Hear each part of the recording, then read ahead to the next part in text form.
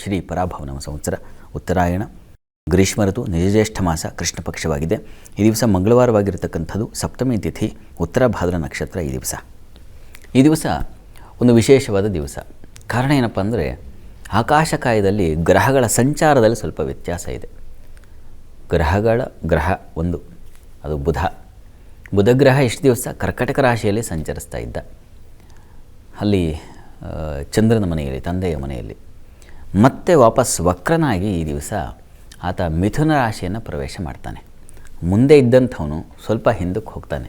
ಹೇಗೆ ಒಂದು ರಸ್ತೆಯಲ್ಲಿ ಎರಡು ವಾಹನಗಳು ಸಂಚರಿಸುವಾಗ ಒಂದು ಓವರ್ಟೇಕ್ ಮಾಡಿ ಮುಂದೆ ಹೋಗಿರುತ್ತೆ, ಆದರೆ ಸಂದರ್ಭವಶಾತ್, ಕಾಲವಶಾತ್, ಇನ್ಯಾವುದೋ ಕಾರಣದಿಂದಾಗಿ ಆ ಮುಂದೆ ಹೋಗಿರ್ತಕ್ಕಂಥದ್ದು ಹಿಂದೆ ಬಂದು ಮತ್ತೆ ಬೇರೆವೆಲ್ಲ ಮುಂದೆ ಹೋಗೋ ಹಾಗೆ ಬುಧ ಸ್ವಲ್ಪ ಹಿಂದೆ ಬಂದಿದ್ದಾನೆ. ಗ್ರಹಗಳು ವಕ್ರರಾಗಿದ್ದರೆ ಅಯ್ಯೋ ಕೆಟ್ಟ ಫಲ, ಹಾಗೆ ಹೀಗೆ ಅಂತ ಅನೇಕರು ಹೇಳಿಕೆಗಳನ್ನು ಕೊಡ್ತಾರೆ. ವಸ್ತುತಃ ವಕ್ರೀಣಸ್ತು ಮಹಾವೀರ್ಯಾ ವಕ್ರಂಗತ ಸ್ವಚ್ಛಫಲಂ ವಿದಧ್ಯಾತ್ ಅಂತೆಲ್ಲ ಶಾಸ್ತ್ರಗಳು ಹೇಳುತ್ತೆ. ಋಷಿಗಳು ನಿರೂಪಣೆ ಮಾಡಿರೋದನ್ನು ನಾವು ಹೇಳಬೇಕು. ಏನೇನೋ ತೋಚಿದ್ದನ್ನು ಹೇಳಿದ್ರೆ ಅದು ಶಾಸ್ತ್ರ ಅನ್ನಿಸ್ಕೊಳ್ಳಲ್ಲ. ಶಾಸ್ತ್ರ ಯಾವತ್ತೂ ಕೂಡ ಉಪಕಾರವನ್ನು ಮಾಡೋದ್ರ ಜೊತೆಗೆ ವಿವೇಕವನ್ನು ತುಂಬುತ್ತೆ. ಅದನ್ನು ಶಾಸ್ತ್ರ ಅಂತ ಕರೀತಾರೆ. ಬರೀ ಏನೋ ಆಲೋಚನೆಗಳು ಹೇಳಿ ಡಂಗುರ ಸಾರಿ ಮತ್ತೊಂದು ಇನ್ನೇನು ಮಾಡಿದ್ರೆ ಅದು ಏನು ಸಮಾಜಕ್ಕೆ ಅಥವಾ ಜನರಿಗೆ ತಿಳಿಪಡಿಸ್ತಕ್ಕಂಥ ಒಂದು ಕಂಟಕವಾಗುತ್ತೆ. ಹೀಗಾಗಿ ಇದನ್ನು ಸ್ವಲ್ಪ ಕಡಿಮೆ ಮಾಡಿಕೊಳ್ಬೇಕು. ಯಾರು ಈ ರಂಗದಲ್ಲಿದ್ದಾರೋ ಅವ್ರು ಸ್ವಲ್ಪ ತಿಳುವಳಿಕೆ ಓದ್ಕೋಬೇಕು. ಒಂದಷ್ಟು ಪುಸ್ತಕಗಳನ್ನ ಅಧ್ಯಯನ ಮಾಡಿದ್ರೆ ಗೊತ್ತಾಗುತ್ತೆ. ಸ್ವಲ್ಪ ಪ್ರಜ್ಞೆ ಬೆಳೆಸ್ಕೋಬೇಕಾಗತ್ತೆ. ಹೀಗಾಗಿ ವಕ್ರನಾದ ಕೂಡಲೇ ಏನೋ ಸಮಸ್ಯೆ ಹೀಗೆಲ್ಲ ಹೇಳೋದು ಅದು ಅಷ್ಟು ಉಚಿತವಲ್ಲ. ಹೀಗಾಗಿ ಜನ ಅದರಿಂದ ಏನಾಗುತ್ತೆ, ಕೇಳುವವರಿಗೆ, ನೋಡುವವರಿಗೆ ಭಯ ಉಂಟಾಗುತ್ತೆ. ವಸ್ತುತಃ ಜ್ಯೋತಿಷ್ಯದಲ್ಲಿ ಇದು ಬಹಳ ವಿಶೇಷವಾದ, ಯಾಕಂದರೆ ಮನಸ್ಸಿಗೆ ನೇರವಾಗಿ ತಾಗುತ್ತೆ. ಯಾಕೆಂದರೆ ಇಂತಹ ಸಂದರ್ಭದಲ್ಲಿ ಹೀಗಾಗೋ ಸಾಧ್ಯತೆ ಇದೆ ಅಂದಾಗ ಹಾಗಾಗ್ಬಿಟ್ಟಿರುತ್ತೆ. ಹಾಗೇನಾಗುತ್ತೆ, ಇದ್ರ ವಿಶ್ವಾಸ ಹೆಚ್ಚಾಗುತ್ತೆ. ಈ ವಿಶ್ವಾಸವನ್ನು ಹಾಳು ಮಾಡಬಾರ್ದು, ಭಯ ಹುಟ್ಟಿಸಬಾರ್ದು. ಮುಖ್ಯವಾಗಿ ಭಯ ಹುಟ್ಟಿಸಬಾರ್ದು. ಜನರಿಗೆ ಆತಂಕವನ್ನು ತಿಳಿ ಮಾಡಬೇಕು. ಆತಂಕ ಇಲ್ಲಪ್ಪ, ಪಡಬೇಕಾದ ಅವಶ್ಯಕತೆ ಇಲ್ಲ. ಹೀಗಾಗಿ ಇದರಿಂದ ಹೆಚ್ಚಿನ ಅನುಕೂಲವೇ ಇದೆ. ಯಾವುದು ಅನುಕೂಲ ಇದೆ ಅಂತ ಹೇಳಬೇಕು. ಅನುಕೂಲ ಅಷ್ಟು ಏನೋ ಪ್ರಮಾದ ಇದೆಯಾ, ಪ್ರಮಾದ ಇದ್ದಾಗಲೂ ಅವ್ರಿಗೆ ಹೆದರಿಸಿದ್ರೆ ಏನು ಬಂತು.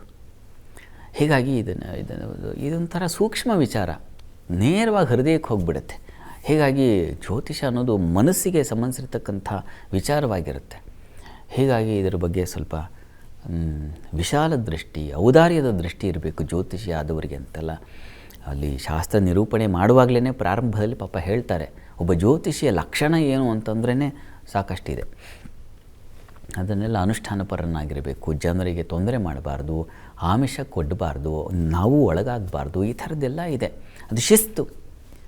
ಇರಲಿ ಬಿಡಿ, ವಿಚಾರ ಎಲ್ಗೂ ಹೋಗುತ್ತೆ. ಅಂತೂ ಬುಧ ಈಗ ವಕ್ರನಾಗಿ ಮತ್ತೆ ವಾಪಸ್ಸು ಮಿಥುನ ರಾಶಿಗೆ ಬರ್ತಾ ಇದ್ದಾನೆ. ಅದು ಒಳ್ಳೆಯ ಫಲವನ್ನು ಹೇಳಿದೆ. ಮಿಥುನ ರಾಶಿಯಲ್ಲಿ ಸ್ವಕ್ಷೇತ್ರದಲ್ಲಿ ಸಂಚರಿಸುವಾಗ ಅಲ್ಲಿ ವಿಕತ್ತನಃ ಶಾಸ್ತ್ರಕಲಾವಿದಗ್ಧ ಪ್ರಿಯಂ ವದಃ ಸೌಖ್ಯರತ ಸ್ಥಿತಿಯೇ ಅಂತ ಬುಧನ ಒಂದು ಫಲ. ಆ ಮೂರನೇ ಮನೆಯಲ್ಲಿ ಮಿಥುನ ರಾಶಿಯಲ್ಲಿ ಬುಧ ಸಂಚರಿಸುವಾಗ ವಿಕತ್ತನ ಸ್ವಲ್ಪ ವಾಚಾಳಿ ಆಗ್ತಾನೆ, ವಾದ ಮಾಡ್ತಕ್ಕಂಥ ಜಾಸ್ತಿ ಆಗುತ್ತೆ ಅನ್ನೋದನ್ನು ಹೇಳುತ್ತೆ. ಮತ್ತು ಕಲಾವಿದಗ್ಧ, ಅಲ್ಲಿ ಶಾಸ್ತ್ರ ಕಲಾವಿದಗ್ಧ ಅಂತ ಶಾಸ್ತ್ರಗಳು, ಅಧ್ಯಯನ, ಹೊಸ ಸಂಶೋಧನೆ ಅಥವಾ ಶಾಸ್ತ್ರ ಅಂದರೆ ಇದೇ ಅಂತಲ್ಲ. ಶಾಸ್ತ್ರ ಅಂತಂದರೆ ಬರೀ ಕೇವಲ ಏನೋ ಒಂದು ವೈದಿಕ ಸಂಸ್ಕೃತಿಗೆ ಸಂಬಂಧಿಸಿರ್ತಕ್ಕಂಥದ್ದು ಅಂತಲ್ಲ. ಶಾಸ್ತ್ರ ಒಂದು ವಿಜ್ಞಾನವೂ ಶಾಸ್ತ್ರವೇ, ಗಣಿತವೂ ಶಾಸ್ತ್ರವೇ. ಹೀಗಾಗಿ ಅವುಗಳಲ್ಲಿ ಆಸಕ್ತಿ ಹೆಚ್ಚಾಗುತ್ತೆ, ಪಟುತ್ವ ಬರುತ್ತೆ. ಲಿಪಿ ಗಣಿತ ಆದಿ ಕಾವ್ಯ ಶಿಲ್ಪೈಹಿ ಅಂತ ಹೇಳುತ್ತೆ. ಬುಧನಿಗೆ ಸಂಬಂಧಿಸಿರ್ತಕ್ಕಂಥದ್ದು ಲಿಪಿಶಾಸ್ತ್ರ, ಗಣಿತಶಾಸ್ತ್ರ, ಕಾವ್ಯಶಾಸ್ತ್ರ, ಅಲಂಕಾರಶಾಸ್ತ್ರ, ವ್ಯಾಕರಣಶಾಸ್ತ್ರ, ಇವುಗಳಿಗೆಲ್ಲ ಬುಧ ಅಧಿಪತಿ. ಹೀಗಾಗಿ CA ಓದ್ತಕ್ಕಂಥದ್ದು ಅದು ನೋಡಿಪ್ಪ ಅವರಿಗೆ ಹೆಚ್ಚಿನ ಆಸಕ್ತಿ ಬರುತ್ತೆ. ಒಳ್ಳೆಯ ಮಾರ್ಗದರ್ಶಕರು ಸಿಗಬಹುದು, ನಿಮಗೆ ಹೊಳಿಬಹುದು. ಇಷ್ಟು ದಿವಸ ಈ ಏನು ಸೂತ್ರ ಬಿಡಿಸ್ತಾ ಇದ್ದೆ ತಪ್ಪಾಗ್ತಾಯಿತ್ತು, ಲೆಕ್ಕ ಮಾಡ್ತಾ ಇದ್ದೆ ತಪ್ಪು ಇದ್ರೆ ಈಗ ನನಗೆ ಸ್ಪಷ್ಟತೆ ಬಂದಿದೆ. ಆ ಬುಧನಿಂದಾಗಿ ಅಂಥದ್ದೊಂದು ಅರಳುತ್ತೆ ಕೌಶಲ್ಯ, ಅದನ್ನು ಸೂಚಿಸ್ತಾನೆ. ಮತ್ತು ಶಿಲ್ಪಶಾಸ್ತ್ರ, ಕಲೆ, ಇವುಗಳಲ್ಲೆಲ್ಲ ಆಸಕ್ತಿ ಹೆಚ್ಚಾಗುತ್ತೆ. ಅಲ್ಲಿ ರವಿಯೂ ಇದ್ದಾನೆ. ಹೀಗಾಗಿ ವೈದ್ಯಶಾಸ್ತ್ರದಲ್ಲಿ ಅಭ್ಯಾಸ ಮಾಡೋರಿಗೆ ಹೆಚ್ಚಿನ ಅನುಕೂಲಗಳು ಉಂಟಾಗ್ತಕ್ಕಂಥದ್ದು, ಅರ್ಥ ಆಗ್ತಕ್ಕಂಥದ್ದು. ಪಾಠ ಮಾಡಿದ್ದು ಅರ್ಥವಾಗಬೇಕಲ್ಲ. ಯಾವಾಗ ಅರ್ಥ ಆಗುತ್ತೆ? ಓದಿದಾಗ, ಮನಸ್ಸಿಟ್ಟು ಓದಿದಾಗ. ಈಗ ಬುಧನಿಂದಾಗಿ ಗ್ರಹಗಳು ಸಂಚಾರ ಆಗ್ತಾ ಇರುವಾಗ ನಮ್ಮ ಮನಸ್ಸನ್ನು ಸೆಳೀತವವು. ಅವುಗಳಿಗೆ ಆ ಪವರ್ ಇದೆ, ಆಕರ್ಷಣ ಶಕ್ತಿ ಇದೆ. ಆ ಸಂದರ್ಭದಲ್ಲಿ ಬುದ್ಧಿ ಮನಸ್ಸು ಎರಡು ಎಲಿವೇಟ್ ಆಗುತ್ತೆ. ಒಳ್ಳೆಯದರ ಚಿಂತನೆ ಬರುತ್ತೆ, ಸಚ್ಚಿಂತನೆ ಬರುತ್ತೆ, ಪ್ರಿಯಂ ವದಃ, ಒಳ್ಳೆಯ ಮಾತು ಬರುತ್ತೆ. ಎಂಥ ವಕ್ರನಾಗಿ ಮಾತಾಡ್ತಿದ್ದಂಥವನು ಕೂಡ ಈಗ ಹಿತವಾಗಿ ಮಾತಾಡೋದು ಕಲಿತಾನೆ, ಹಿತವಾಗಿ ಮಾತಾಡೋದನ್ನು ರೂಢಿಸ್ಕೊಳ್ತಾನೆ, ಪ್ರಭಾವಿತನಾಗಿ ಹಿತವಾಗಿ ಮಾತಾಡ್ತಾನೆ.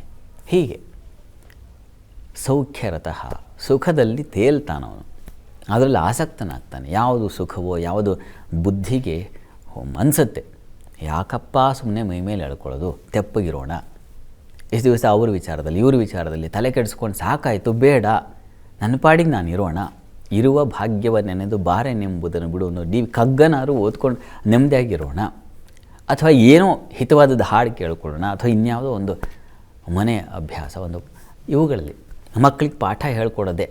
ಒಂದು ದಿವಸವಾದರೂ ಅದು ಕೆಲಸ ಮಾಡಿರ್ತಾರೆ, ಕೂಡಿಸ್ಕೊಂಡು ಬರೀ ಟ್ಯೂಷನ್ನಲ್ಲಿ ಅವರು ಹೇಳ್ಕೊಡೋದೇ ಆಯಿತು, ಇಲ್ಲ ಶಾಲೆ ಹೇಳ್ಕೊಡೋದೇ ಆಯಿತು. ಇವಾಗ ಬುದ್ಧಿ ಬರುತ್ತೆ, ಒಂದು ಸಲ ಪಾಠವಾದರೆ ಹೇಳ್ಕೊಡೋಣ, ನೋಡೋಣ ಏನಿದೆ ಅಂತ. ಈ ರೀತಿಯ ಆಲೋಚನೆಗಳು, ಒಳ್ಳೆಯ ಆಲೋಚನೆಗಳೆಲ್ಲ ಬರುತ್ತೆ ಅಂತ. ಹೀಗೆ ಒಂದು ಬುದ್ಧನ ಪರಿವರ್ತನೆಯಿಂದ ಇಷ್ಟೆಲ್ಲ ಇದೆ. ಇದೆಲ್ಲ ನಾವು ಅರ್ಥ ಮಾಡ್ಕೋಬೇಕು. ಗ್ರಹಗಳು ಹಾಗೆ ಮನಸ್ಸನ್ನು, ಬುದ್ಧಿಯನ್ನು ಕಂಟ್ರೋಲ್ ಮಾಡ್ತಾ ಇರ್ತವೆ. ಆ ಸಂದರ್ಭವಶಾತ್ ನಾವು ಹುಚ್ಚುಚ್ಚರಾಗಿ ಆಡ್ಬಿಡ್ತೀವಿ. ಈಗ ಚೆನ್ನಾಗಿದೆ ಕಾಲ, ಯಾರ್ಯಾರಿಗೆ ಯಾವ್ಯಾವ ರೀತಿಯ ಶುಭ ಫಲ ನಾವು ಆ ನಂತರದಲ್ಲಿ ನೋಡೋಣ. ಅಂತೂ ಈ ದಿವಸ ವಿಷ್ಣು ಸನ್ನಿಧಾನಕ್ಕೆ ಹೋಗಿ ಬನ್ನಿ, ಒಂದು ಪ್ರಾರ್ಥನೆ ಸಲ್ಲಿಸಿ.